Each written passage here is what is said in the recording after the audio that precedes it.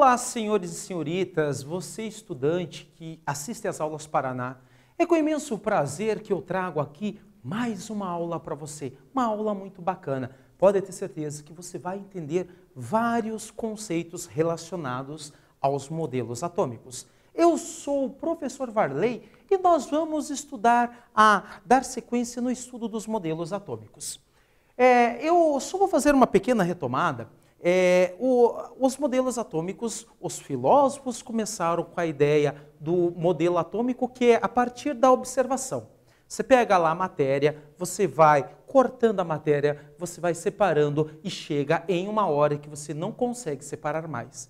E segundo os filósofos, quando você chega neste tamanho, eles chamaram de átomo, que é um não divisível. E daí, depois dos filósofos, nós vimos um cientista chamado Dalton. O Dalton, Dalton ele já viveu depois de Newton. E ele, através de umas reações químicas, ele propôs um novo modelo. Um modelo que, agora, a partir de alguns experimentos, o átomo, ainda segundo Dalton, continua sendo indivisível, mas ele concluiu várias coisas, por exemplo, que átomos de mesmo elemento possuem mesmas propriedades. Átomos de elementos diferentes possuem propriedades diferentes e massas diferentes. Ainda, nós vimos um outro cientista chamado Thomson. O Thomson, ele foi bem importante nesse estudo da evolução atômica. Na verdade, querido aluno, o Thomson, ele conseguiu arrancar um elétron do átomo. E aí, é claro, o átomo deixa de ser indivisível, tá? Ele deixa de ser um grande avanço para o modelo atômico. E agora eu vou apresentar aos senhores e senhoritas o Rutherford. Olha só, nascimento 1871, né, e ele viveu até 1937. O que Rutherford fez? Ele fez, através de um experimento, ele conseguiu descobrir o núcleo atômico. Vou apresentar aos senhores e senhoritas o experimento de Rutherford. Olha só, ele pegou uma pequena lâmina de ouro. Sabe, imagine você uma folhinha muito fina de ouro. E aí ele bombardeou essa folha fina de ouro com partículas. Ele pegou plutônio, e plutônio, pessoal, ele emite algumas partículas. E ele bombardeou essa fina camada de ouro com essas partículas que ele chamou de partículas alfa. Para surpresa dele, muitas partículas atravessavam a folha de ouro. Algumas eram desviadas. E aí ele concluiu o seguinte, aí entra a genialidade do cientista. As partículas atravessam, então o átomo ele tem um espaço vazio. E aí, é claro, algumas partículas ricocheteiam, bate e volta, bate e desviam. Como ele bombardeou com uma partícula positiva, ele pensou que o átomo ele tem alguma região em que vai ter algumas partículas positivas também. Pessoal, ele descobre então o núcleo atômico. A conclusão dele é basicamente isso, né? O átomo possui um espaço vazio com um núcleo maciço. O núcleo possui cargas positivas. Vale destacar que pessoal, já era sabido que uma carga com sinal igual, cargas de sinais iguais, elas se repelem. E cargas de sinais diferentes se atraem. Eles já sabiam disso. Então, se ele bombardeou com uma partícula positiva e essa partícula foi desviada, é porque no núcleo tem partículas também positivas. Isso foi um grande avanço para os modelos atômicos. Pessoal, e é claro, se você pegou essa parte, eu vou trazer agora aqui um exercício bem bacana, só para a gente aplicar os conceitos relacionados a Rutherford. Esse exercício, ele fala o seguinte, caiu na PUC, ele fala assim, uma importante contribuição do modelo atômico de Rutherford foi considerar o átomo constituído de, letra A, elétrons mergulhados numa massa homogênea de carga positiva, letra B, uma estrutura altamente compactada de prótons e elétrons.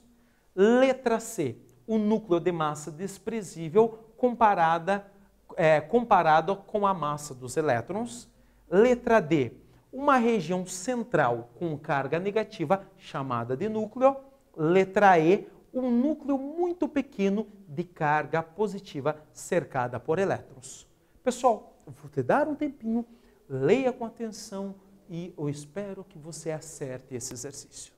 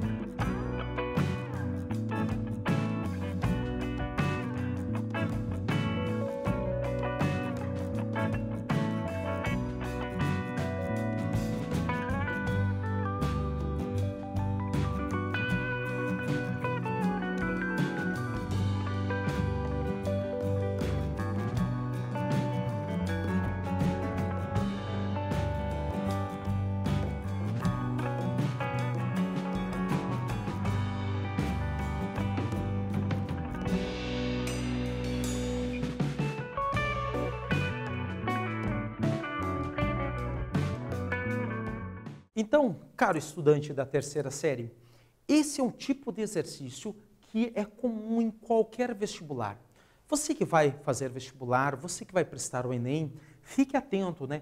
Você tem um enunciado, é um enunciado simples, mas as alternativas parecem uma similar à outra. E você tem que se agarrar sempre ao conceito.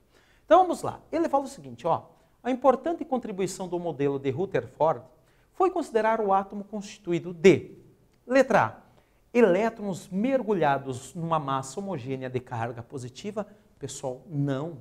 Essa letra A, na verdade, ele está falando do modelo de Thomson, tá? Então, a A não é verdade. A B, uma estrutura altamente compactada de prótons e elétrons. Pessoal, compactada de prótons e elétrons? Não, né? Não foi isso que ele fez. C, um núcleo de massa desprezível comparada com a massa dos elétrons. Pessoal, olha, ele falou assim, ele falou em núcleo. Então, muitos alunos falam, poxa, é o núcleo, o Rutherford descobriu o núcleo, eu vou marcar essa. Tem que tomar cuidado. Tem um adendo aqui que ele é bem especial. A massa de um átomo, ela está toda concentrada no núcleo atômico. A massa dos elétrons que orbitam, elas podem ser desprezadas, tá? Porque é muito menor. Então, ele inverteu. Ele está dizendo que a massa do núcleo pode ser desprezível. É o inverso, tá? Então, a C não é verdade. Você vai para D, ele fala o seguinte, é uma região central com carga negativa chamado núcleo. No núcleo é carga negativa? Não, né? Não, não é verdade. Então, é claro, a letra E é um núcleo muito pequeno de carga positiva cercada de elétrons. Resposta correta, letra E. Beleza? Se você pegou essa ideia, eu vou avançar um pouquinho mais, vou falar do modelo de Bohr. Na verdade, vou mostrar o cientista, o Niels Bohr. Pessoal, repare bem, ó, 1885-1962. Esse grande cientista, ele viveu na mesma geração de Einstein. E, pessoal, olha que curioso. Veja, os modelos eles foram evoluindo, mas o modelo atômico de Rutherford, ele tinha um problema. Eles já sabiam que o elétron ele sente atração por prótons. E eles não conseguiam explicar como que o elétron, se ele tem uma atração por prótons, por que ele não vem até o núcleo? É algo bem simples de você pensar, né? Se você tem lá um núcleo positivo e você tem elétrons ao redor, por que esse elétron ele não vai até o núcleo? E o modelo, então, de Rutherford não conseguia explicar isso.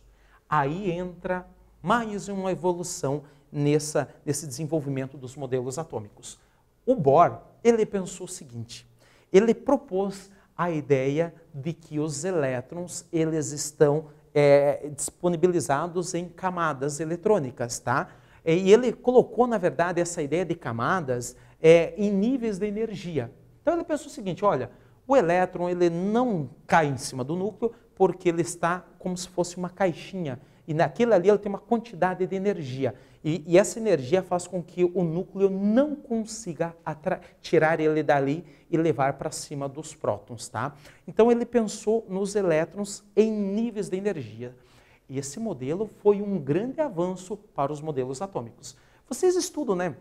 Lá na química vocês estudam a camada K, a camada L, M, N e assim por diante.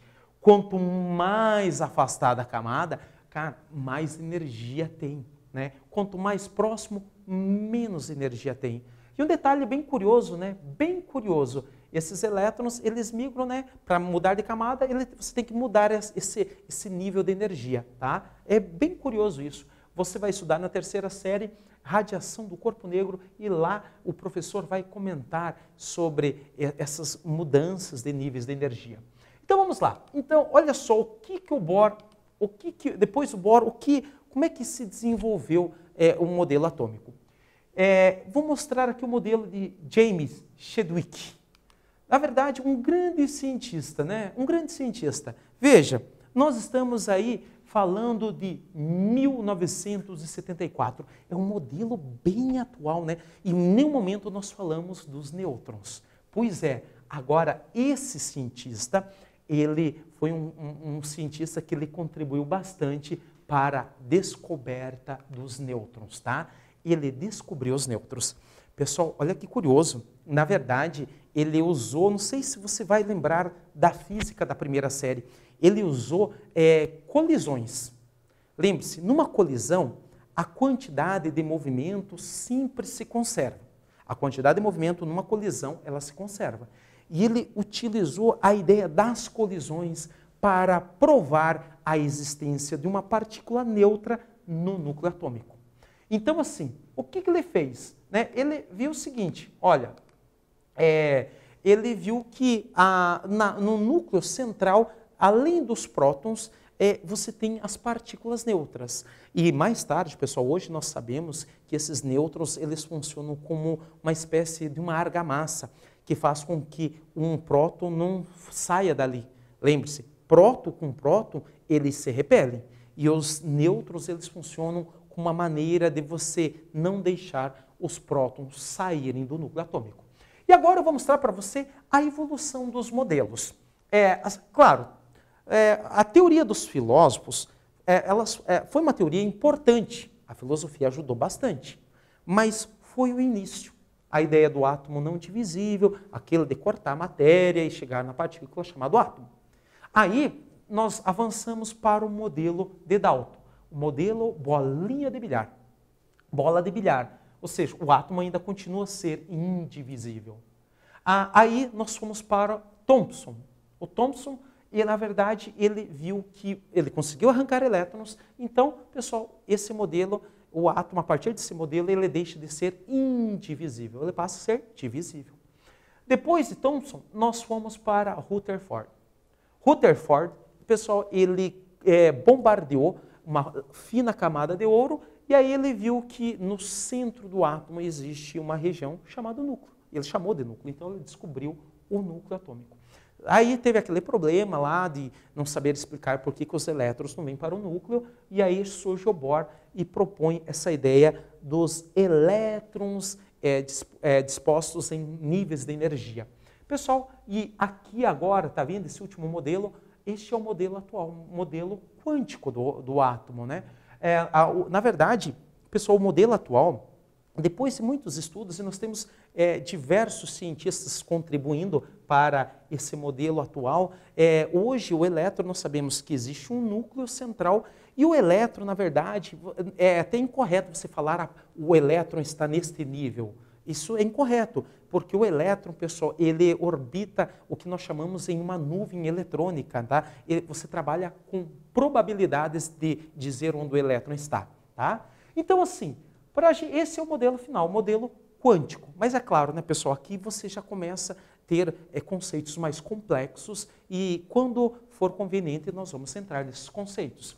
Então, assim, para fechar essa aula, eu vou mostrar para você agora um exercício. É um exercício bem simples. Ele fala o seguinte, olha só. Associe as afirmações a seus respectivos responsáveis. Afirmativa 1. O átomo não é indivisível e a matéria possui propriedades elétricas. Afirmativa 2. O átomo é uma esfera maciça. Afirmativa 3. O átomo é formado por duas regiões denominadas núcleo e eletrosfera. Pessoal, e é claro, você tem que associar com Dalton, com Rutherford e com Thomson, tá? Eu vou dar um tempo para você e eu tenho certeza que você vai acertar esse exercício. Eu só vou fazer uma breve leitura. Afirmativa 1, pessoal, ele fala que é Dalton.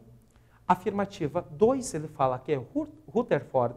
Afirmativa 3, ele fala que é Thomson. Na letra B, ele fala que a afirmativa 1 é Thomson. Afirmativa 2, ele fala que é Dalton.